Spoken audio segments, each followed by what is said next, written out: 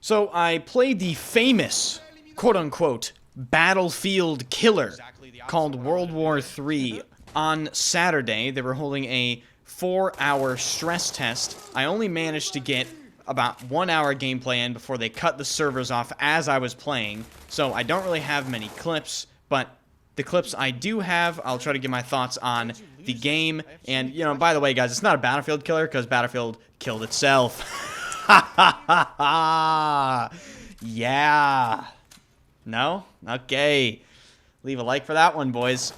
But in all seriousness, World War III, I'm not really sure how people get the idea that this is a game that's competing against Battlefield, because when I played it, and I'd like to think I know a thing or two about Battlefield games, I didn't really get that sense.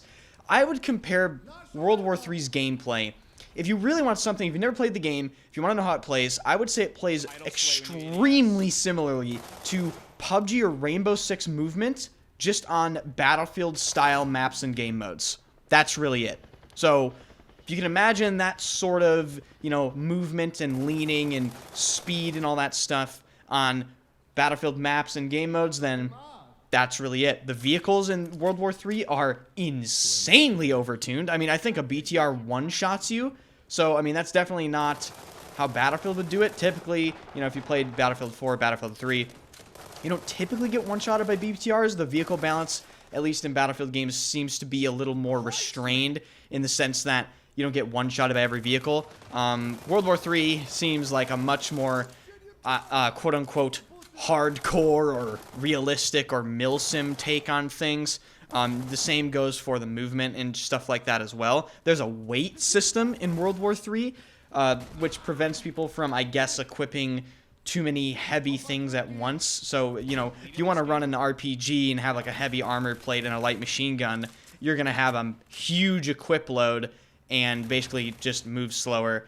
The movement is, like I said, PUBG, Rainbow Six, that type of feel. There's leaning in the game. There's a very weird momentum system where you kind of start off running slow, and as you start building up your speed, you go faster until you meet your maximum speed. And you have to do that every single time you stop as well. So that just feels very strange. And once again, I would have to emphasize that I think this game is not competing with Battlefield. Just because it has game modes like Conquest and Team Deathmatch doesn't necessarily mean that it's a direct competitor to a Battlefield game. I would say this game is in most direct competition with games like Squad, Arma, those type of games. I would definitely not say that this game is for Battlefield players. It's just simply not how Battlefield plays. But there are certainly certain elements taken from Battlefield, as in like the medkit system, you know, as in I think the way the way the UI is set up in the game, the way the point stacks on your screen. Other than that, it's definitely more oriented to the squad at Milsim type players. There's a lot of visual stuff that goes on in the game. There's definitely some sort of suppression mechanic. I'm not sure if it actually makes your weapons inaccurate or not. But when you get shot at and someone misses at you, your screen definitely gets blurry. There's a ton of aim punch. There's a ton of visual recoil stuff going on. And actually, one of my biggest complaints, and I think this is a very large complaint in, I guess, the World War III community, which I had one run-in on Twitter with a guy that says, apparently World War III is just the best game ever made, and that I don't understand it. That was pretty funny. But one of the biggest complaints is World War III's audio. And I would have to agree, I couldn't hear a goddamn thing in this game. In terms of positional audio, and even when it's silent, like I'd be holding a corner and there'd be a guy, you know, to my right or behind me, and there's just no audio at all. Apparently that has been an issue since the very, very beginning of like the testing phases of this game, and they still haven't fixed it. And bear in mind, with a game like this, you die extremely quickly, so any sort of missing information like audio cues is actually incredibly bad. So I definitely died to audio, I'd say 6 or 7 times, just purely because I didn't know anyone was there. Obviously, you know, maybe if I was more experienced with the maps, I would have sixth sensed my way into knowing they were there, but a footstep or two would have absolutely made me react. As far as other things regarding the time to kill, I found it to be fairly inconsistent, weirdly enough. I think that has something to do with the different types of armor you can equip. I felt like sometimes I was insta-killing people, and sometimes I would have to dump 6 or 7 bullets into people. And I just don't think that's a great thing. I like games where you can keep a very consistent time to kill. You know how many bullets you need to shoot at somebody. You know how many bullets you're going to need with a specific weapon.